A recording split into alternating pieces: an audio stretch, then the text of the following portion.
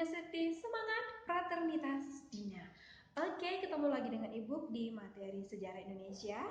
Dan materi minggu lalu kita sudah membahas mengenai konflik yang sudah terjadi di tahun 1948 sampai dengan 1965. Sedangkan hari ini kita akan membahas materi mengenai teladan para tokoh pahlawan. Nah, adapun tujuan pembelajaran materi hari ini itu diharapkan siswa mampu mengetahui siapa saja sih tokoh para pemersatu bangsa kita agar siswa dapat menghargai hasil perjuangan tokoh tersebut. Nah, siswa juga mampu memahami apa makna di balik perjuangan para tokoh tersebut agar siswa bisa meniru sikap semangat para pejuang tokoh sejarah tersebut. Teladan para tokoh pemersatu. Teladan berarti bisa dikatakan sebagai contoh. Bisa dikatakan sebagai kita bisa meniru sikap seseorang itu agar kita bisa menjadi lebih baik. Nah, jadi sebenarnya tidak sembarangan orang yang bisa menyandang gelar sebuah kata pahlawan nasional. Jadi ada kriteria yang harus dipenuhi. Di antaranya, tokoh itu telah melakukan yang namanya perjuangan bersenjata atau telah melakukan sebuah pemimpin, atau bahkan dia telah melakukan perjuangan untuk mencapai sebuah kata yang dikatakan sebagai kata merdeka, serta juga mungkin mewujudkan pemersatu ataupun kesatuan bangsa.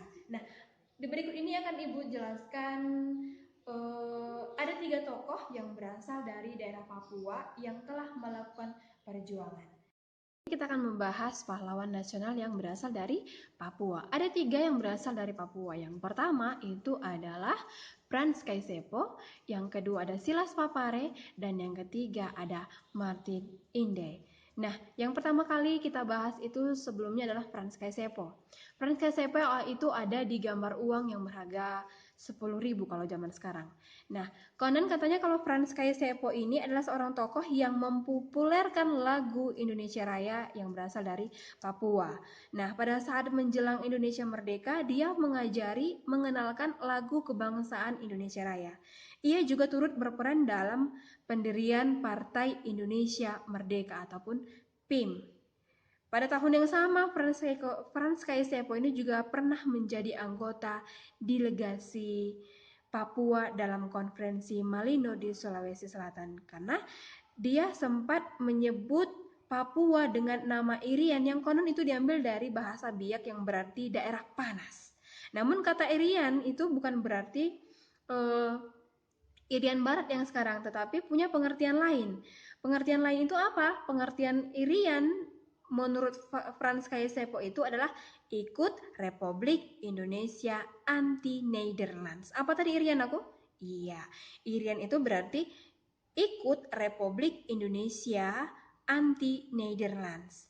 Nah, jadi konferensi yang Frans Kaisepo ini juga menentang pembentukan negara Indonesia Timur. Sebenarnya negara Indonesia Timur ini tidak memasukkan Papua ke dalamnya.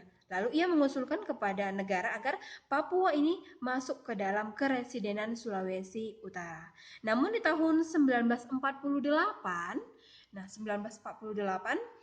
Kaisepo ini ikut berperan dalam merancang pemberontakan rakyat Biak yang melawan pemerintahan kolonial Belanda. Jadi setahun setelah itu ia menolak menjadi ketua delegasi Netherlands. Nah, ada dampak ataupun akibat dari penolakan itu. Nah, dampaknya itu selama beberapa tahun kemudian setelah itu dia dipenjarakan oleh pemerintah kolonial di distrik-distrik terpencil yaitu di Papua. Jadi setelah tahun 1961 ia mendirikan partai politik Irian sebagai Indonesia ataupun ISI yang menuntut penyatuan Netherlands New Guinea ke Republik Indonesia. Wajar dong bila ia kemudian banyak membantu para pejuang Trikora saat menyerbu Papua. Nah, jadi di pertengahan tahun 1960-an, Kaisepo ini berupaya agar menentukan penentuan pendapat rakyat ataupun PEPRA.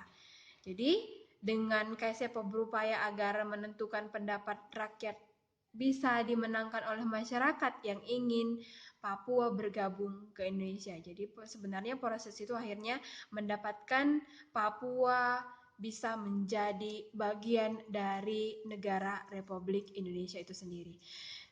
Nah, jadi sebagai pahlawan nasional, dia dikenang dengan uang yang ada di harga berapa tadi Bu bilang? Iya, di harga Rp10.000. Coba kamu lihat dulu uangmu. Baik, untuk para pejuang yang kedua itu adalah Silas Papare. Nah, Silas Papare ini adalah orang yang membentuk Komite Indonesia Merdeka ataupun KIM. Jadi hanya sekitar sebulan setelah Indonesia merdeka dia membentuk KIM. Jadi apa sih tujuan dia membentuk KIM ini? Dia membentuk Komite Indonesia Merdeka ini untuk menghimpun kekuatan dan mengatur gerakan langkah perjuangan dalam membela dan mempertahankan proklamasi 17 Agustus 1945. Nah, di bulan Desember itu, di tahun yang sama sebenarnya, Silas Papare bersama dengan Martin ini dianggap mempengaruhi Batalion Papua untuk membentuk sekutu pemberontakan terhadap orang-orang Belanda. Ada dong akibatnya. Nah, akibat dari kerjasama mereka, mereka ditangkap Belanda dan dipenjarakan di Hollandia ataupun sekarang disebut sebagai Jayapura. Jadi setelah keluar dari penjara, itu Silas Papare ini mendirikan Partai Kemerdekaan Irian karena Belanda tidak senang eh, dengan tingkah yang atau dengan rencana yang dilakukan sama Silas Papare, akhirnya dia ditangkap kembali dan dipenjara kembali. Kali ini bukan di Hollandia tapi dia dibawa ke daerah Biak. Jadi partai ini kemudian diundang oleh pemerintah Republik Indonesia ke Yogyakarta, dan setelah Silas Papare bebas, dia pergi ke sana bersama dengan teman-temannya yang pernah membentuk Badan Perjuangan Irian di Yogyakarta. Nah, jadi pada tahun 1950-an ia berusaha keras agar Papua ini menjadi bagian dari Republik Indonesia. Jadi, ia mewakili Irian Barat untuk duduk sebagai anggota delegasi Republik Indonesia. Jadi, upaya penyelesaian masalah Irian Barat, upaya penyelesaian masalah Papua ini dibawa ke New York Agreement. Jadi di Belanda akhirnya disetujui dong untuk mengembalikan Papua ke wilayah Indonesia. Nah, yang ketiga itu merupakan tokoh yang bernama Martin Inde. Nah, Martin Inde ini merupakan polisi Hindia Belanda. Namun sebenarnya rasa nasionalismenya itu tidak pernah luntur. Karena sebelum Jepang masuk ke Indonesia, ia adalah seorang anggota polisi Hindia Belanda tadi Bu bilang.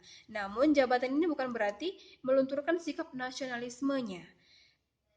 Keindonesiaan yang ia miliki itu justru semakin membuat tumbuh tatkala ia kerap berinteraksi dengan tahanan politik Indonesia yang dibuang oleh Belanda ke Papua.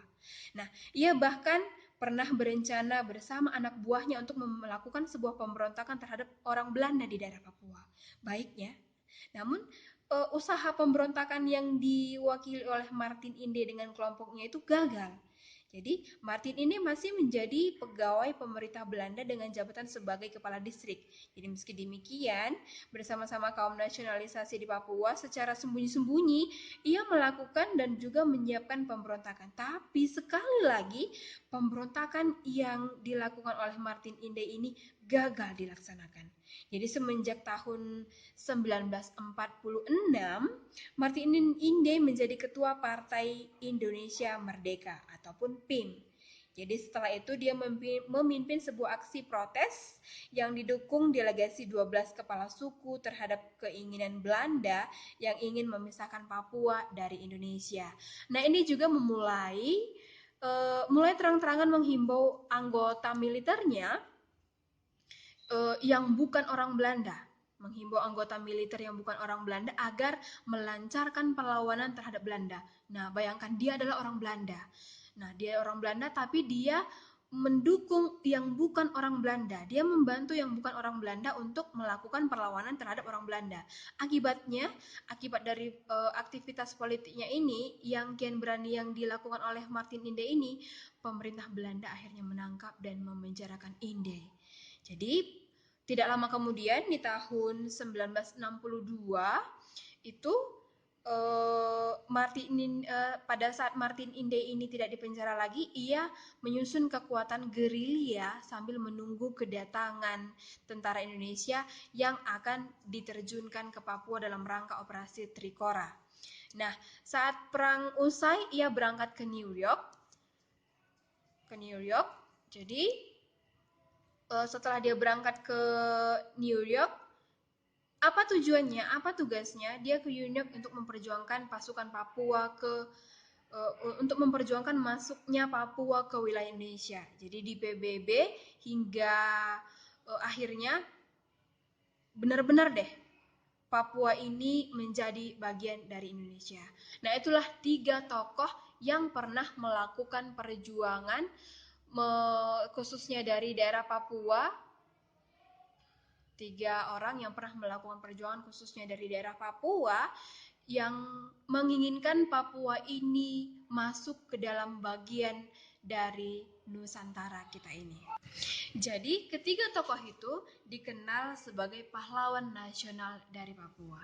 Nah, baik, pahlawan nasional dari Papua sudah kita bahas. Kali ini kita kembali lanjut ke para raja yang pernah berkorban untuk bangsa Indonesia.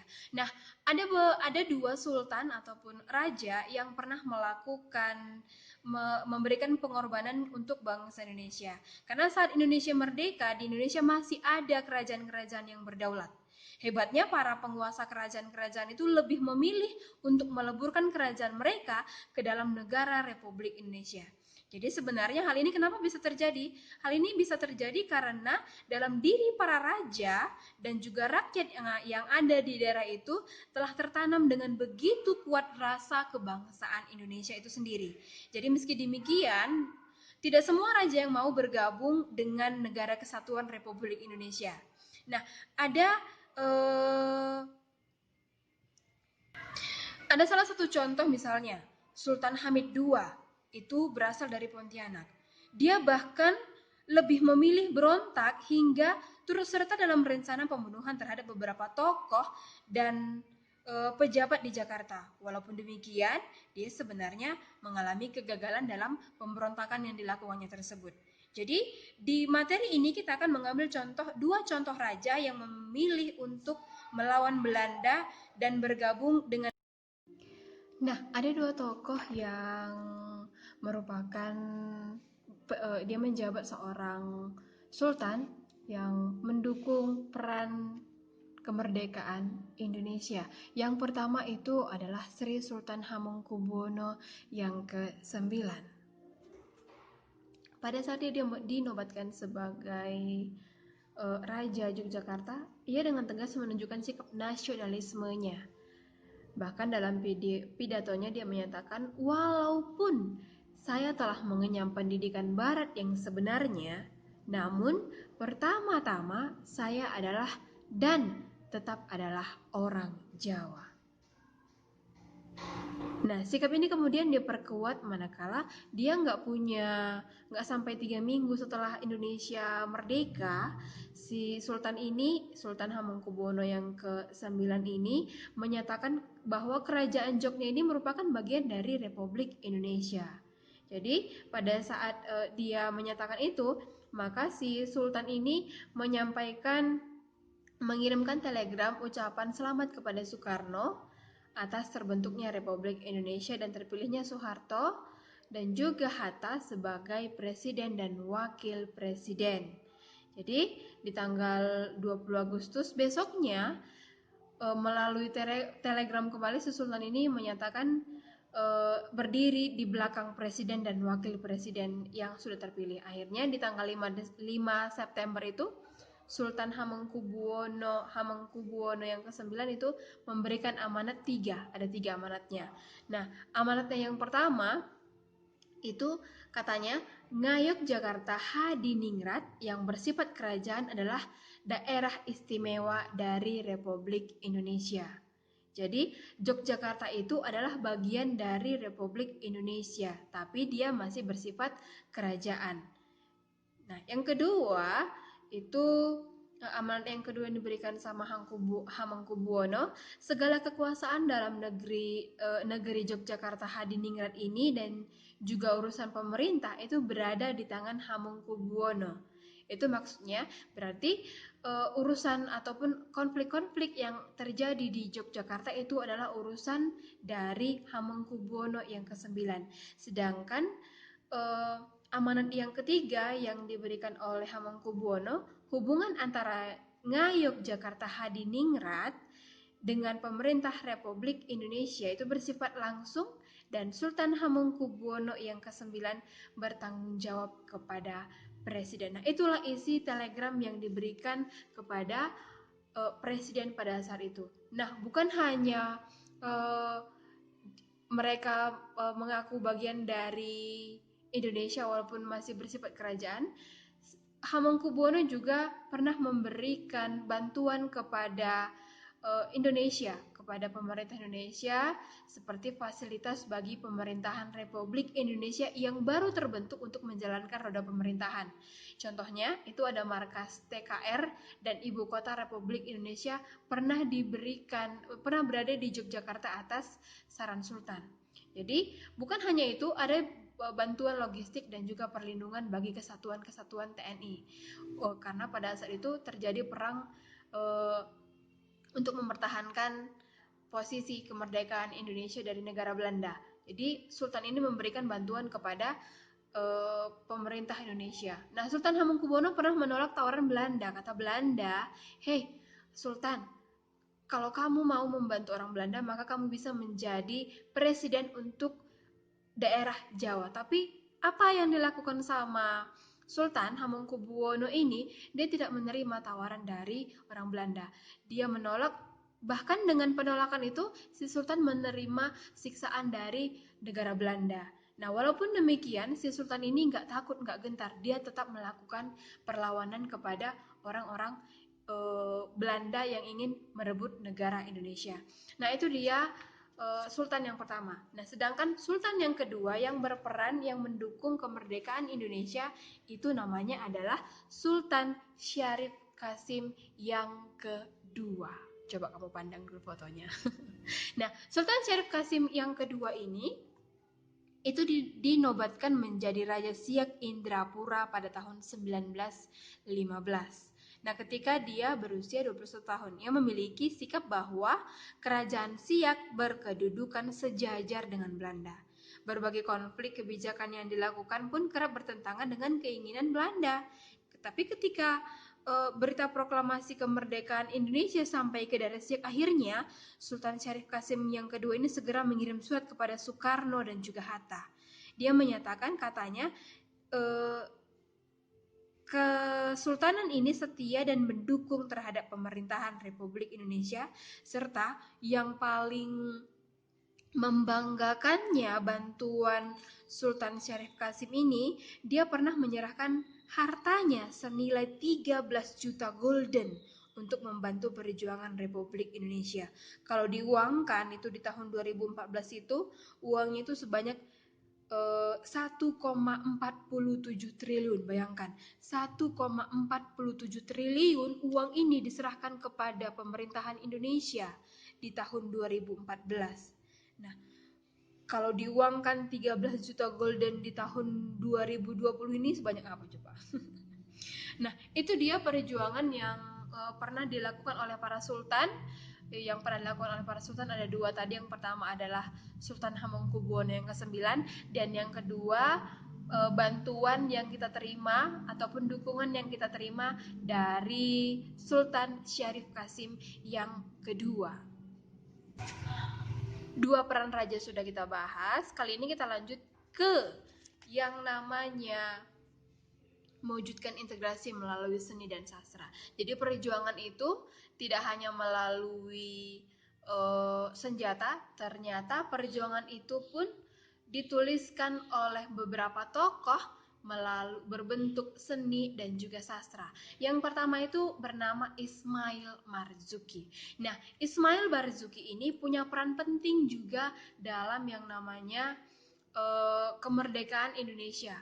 Perannya apa saja? Peran dari Ismail Marzuki ini, dia pernah menciptakan lagu-lagu yang syarat dengan nilai-nilai perjuangan yang menggugah rasa kecintaan terhadap tanah air dan juga bangsa. Salah satunya adalah lagu Rayuan Pulau Kelapa. Tahu kan lagu Rayuan Pulau Kelapa?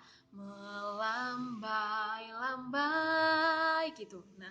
Nah, yang kedua itu dia juga pernah menciptakan lagu Halo Halo Bandung. Nah, kenapa dia bisa menciptakan lagu Halo Halo Bandung ini? Alasannya karena pada saat itu di daerah Bandung itu direbut sama orang Belanda. Nah, sedangkan ada lagu yang ketiga itu diciptakan oleh Ismail Marzuki, Selendang Sutra. Kenapa dia menciptakan lagu yang berjudul Selendang Sutra ini? Itu dia menciptakan pada saat revolusi kemerdekaan untuk membangkitkan semangat juang pada waktu itu dan sepasang bola mata yang menggambarkan harapan rakyat untuk merdeka. Jadi kalau seandainya tidak ada lagu itu, mungkin kita nggak tahu sebesar apa perjuangan yang dilakukan oleh orang Bandung pada saat penjajah menghancurkan daerah Bandung dengan serangannya yang mematikan. Nah, itu dia pejuang yang berbentuk seni. Sedangkan yang kali ini kita bahas perempuan pejuang. Nah, perempuan pejuang ini ada satu nama yang dinamakan sebagai Opu Dayeng Risaju. Opu Dayeng Risaju. Dia adalah keturunan seorang bangsawan, tetapi dia membantu dan ingin ikut berperan untuk mempertahankan wilayah Indonesia. Nah, ada satu kalimat yang menjadi ingat-ingatan untuk para sejarawan. Kalimatnya seperti ini. Kalau hanya karena adanya darah bangsawan mengalir dalam tubuhku sehingga saya harus meninggalkan partaiku dan berhenti melakukan gerakanku, irislah dadaku dan keluarkanlah darah bangsawanku dari dalam tubuhku supaya datu dan hadat tidak terhina kalau saya diperlakukan tidak sepantasnya. Nah, bayangkan dia adalah seorang keturunan yang berasal dari bangsawan. Dia tidak mau jikalau hanya berdiam diri melihat keadaan Indonesia yang pontang-panting mempertahankan kemerdekaan Indonesia dari yang tidak menginginkan kemerdekaan Indonesia. Nah, tugasmu coba kamu cari apa saja yang pernah dilakukan sama Opung Dayeng. Nah, apa peran dan tugas yang dilakukan oleh Opung Dayeng sehingga dia dinobatkan sebagai perempuan pejuang. Nah, ingat tugasmu yang pertama itu adalah apa peran dan hal yang pernah dilakukan Opung Dayeng sehingga dia dinobatkan sebagai wanita pejuang. Nah, itu dia mengenai materi kita hari ini. Sebenarnya konflik-konflik yang sudah terjadi itu di saat ini itu bisa merusak yang namanya persatuan dan kesatuan bangsa Indonesia yang kita cintai ini. Jadi, marilah kita saling menghargai, mari kita menghargai hasil perjuangan yang sudah dibuatkan oleh para tokoh-tokoh yang sudah kita pelajari sebelumnya. Contoh yang namanya semangatnya, tadi ada berasal dari negara Papua, mereka semangat untuk menyatukan negara Indonesia. Jadi, ingat jangan kamu rusak kembali apa yang sudah diperjuangkan oleh para pejuang kita. Sampai sekian dulu pertemuan kita di pertemuan yang kedua di hari ini. Sampai ketemu minggu yang ketiga. Salam semangat, salam SFD, semangat fraternitas Dina.